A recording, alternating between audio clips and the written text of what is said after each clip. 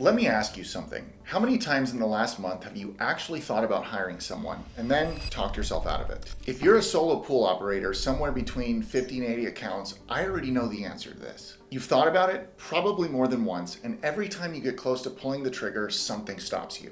Maybe it's the money, maybe it's the fear of trusting someone else with your customers, maybe it's just the fact that you've never managed anyone before and the whole thing feels overwhelming. So as a result, you keep waiting. And you tell yourself you'll hire when it feels right, when the business is more stable, when you can really afford it, when you find the perfect person. Here's the problem with that thinking. By the time it actually feels right, you're already behind. The solo operator who waits until they're drowning to hire isn't making a smart financial decision.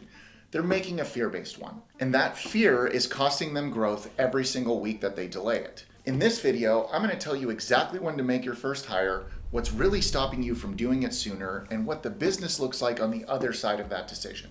Because the operators who get this timing right don't just work less, they build more, faster, and with a lot less stress.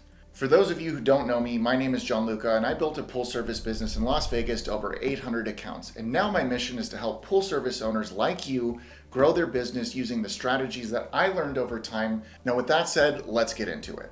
Now, before we actually talk about the timing of this, I need you to do one thing. Figure out what your hour is actually worth. And to do so, I want you to take your monthly revenue, divide it by the hours that you put in every month. That number, whatever it comes out to, is what 1 hour of your time cost your business. So for example, if you're running 60 accounts at $150 a month, you're generating roughly $9,000 a month. If you're working 180 to 200 hours a month to run that operation, your hour is worth roughly 45 to 50 bucks. Now here's the real question with that.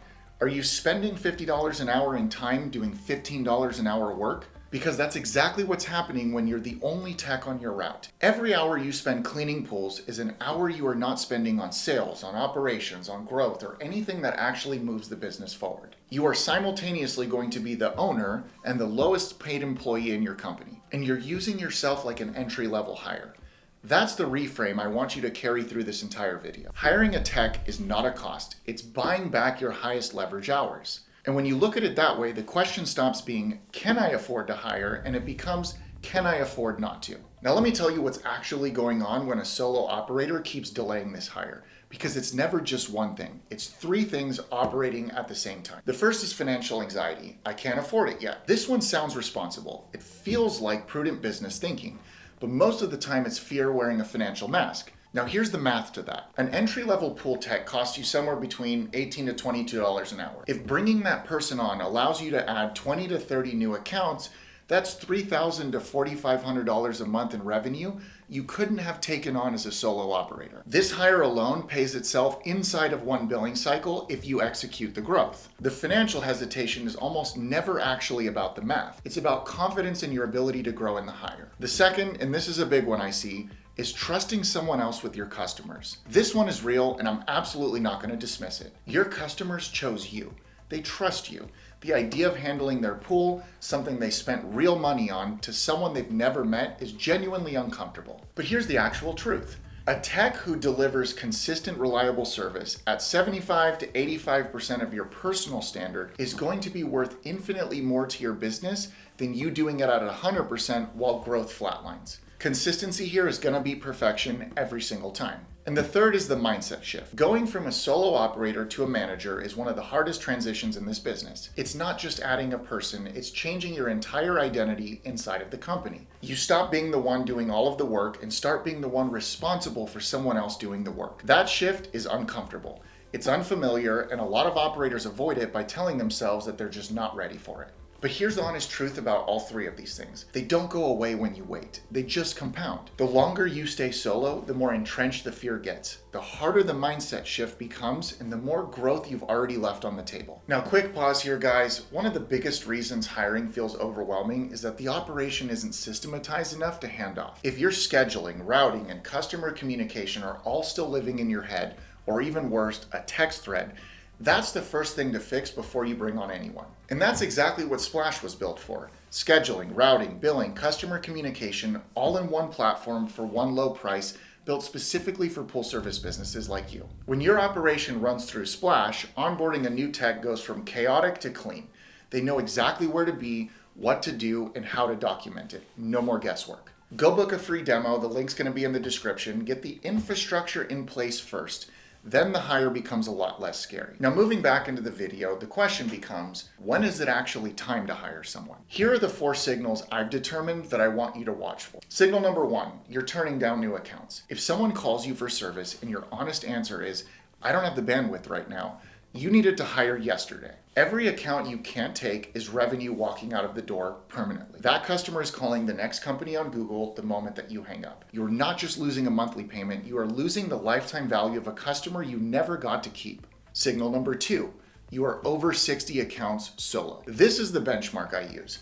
Under 60, you can run tight and efficient on your own. Over 60, the operation starts to strain. You're rushing, your quality slips, your customer experience suffers on the back end of a long day. 60 accounts is the natural ceiling for a solo route, and most operators don't realize they've hit it until the cancellations start ticking up. Signal number 3 is you haven't taken a real day off in months. This one sounds personal. It's actually a business problem. A business that cannot function without you is not a business, it's a job. And a really fragile one at that. The first hire is the first step towards actually owning something instead of just being trapped inside of it. Signal number 4, you want to build something worth selling. Solo operators can make solid money, but if your goal is to build a business with real enterprise value, one that runs without you, one that someone would actually pay a good multiple for, you cannot get there alone. That first hire is not just a capacity decision, it's a declaration that you are building something real. Now, on the flip side of all of this, I want to be straight up with you. Hiring too early is a real mistake too, and I want you to know the difference. If you are under 40 accounts, the margin probably isn't there yet. At 40 accounts, you're probably generating somewhere around $6,000 a month. After your truck, your chemicals, your insurance, and your own draw, absorbing a full-time salary is going to hurt you before it actually helps you. Get to 60 first. And if your own route isn't dialed in yet, if you're still figuring out your daily schedule, how long each stop takes, how to handle service calls and callbacks, you're also not ready to hand that chaos off to someone else. You absolutely cannot train someone on a system you haven't built. Get your operation running cleanly first, then bring someone on to run it with you. And if you have no onboarding plan, no documented standard for what completed service visits actually look like, do not hire yet. Even a simple one-page checklist, what gets checked, what gets treated, what gets communicated to the customer after every service visit. That needs to exist before anyone else touches a pool on your behalf. The sequence here is going to be get to 60 accounts, dial in your own route, document your standards, and then implement software to run it. Then hire, and do it in that order. Now, considering you're ready to make that hire, let's actually pivot into making it. Most solo operators make the same mistake when it's finally time to hire. They go looking for a senior tech. 5 years of experience, someone who can run a route independently from day one with zero handholding.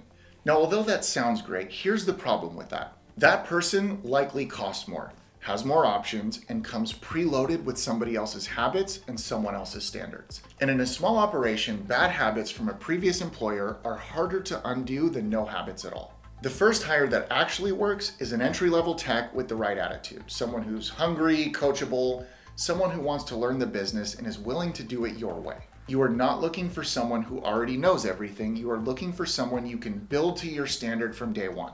Your job with this person in the first 60 days is not just to put them on a route. It is to clone yourself. Run with them, show them what a perfect service visit looks like, then shadow them while they do it. And then finally, let them run while you check the work. By month 2, if you've done it right, they are running a full route independently. And guess what? You've just freed up an entire day's work of cleaning pools if you were still doing it on your own. That's not a small thing. That is the moment that your business begins to change. When you are no longer the one cleaning every pool on your route, you can actually sell. You can follow up on leads. You can knock on doors in the neighborhoods you've already been servicing. You can call the customers who inquired last month and never heard back from you because you were exhausted at 4 o'clock. Sales activity that was impossible when you were running the route becomes your primary job. You can actually work on the operation instead of just in it. You can build the systems, document processes, and create the infrastructure that allows the business to scale past you instead of being permanently dependent on you. And you can even start thinking about what comes next, another hire, another route acquisition, another truck. None of these conversations are available to you when you're the one holding every pool pole every single day. This first hire is not just going to add capacity. It changes what you are doing inside of your business. You stop being a technician who owns the company. You start being an owner who runs one. That shift in itself, that single transition, is where real growth begins to live. Now, in closing on this video, here's what I want you to walk away with. If you are over 60 accounts, turning down new business and running on empty, you are not being financially responsible by waiting. You are leaving growth on the table every single week while you convince yourself the timing isn't right. Get your route documented, set your service standard, implement software, and find someone hungry who wants to learn, not a senior tech who's going to cost a fortune. And this is the big one: hire them before you feel like you're actually ready, because the operators who build something real in this industry are almost always never the ones who waited until they were sure. And if you want to get that infrastructure in place before you bring someone on, go check out Splash. It is going to be the fastest way to get your operation organized enough to hand off to somebody else. Scheduling, routing, billing, customer communication, all in one place. Now, if you happen to stay until the end of this video, I want to thank you for watching. Please consider liking and subscribing to the channel. It really helps the algorithm, and I'll see you in the next one.